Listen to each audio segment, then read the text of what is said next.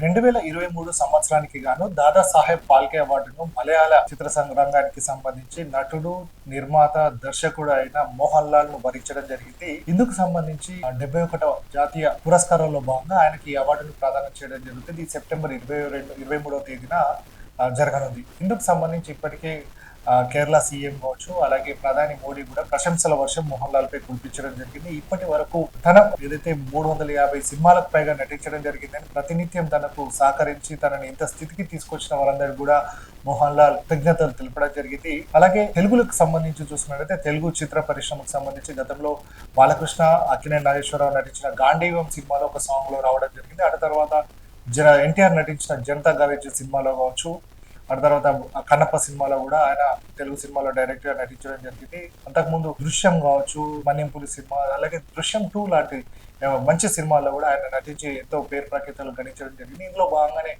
మలయాళ చిత్ర పరిశ్రమలో పెద్దన్నగా పిలుచుకోబడే మోహన్ లాల్ దాదా సాహెబ్ ఫాల్కే అవార్డు వరించడం పట్ల కూడా చిత్ర పరిశ్రమకు సంబంధించిన వారందరూ కూడా కృతజ్ఞతలు చెప్పడం జరిగింది.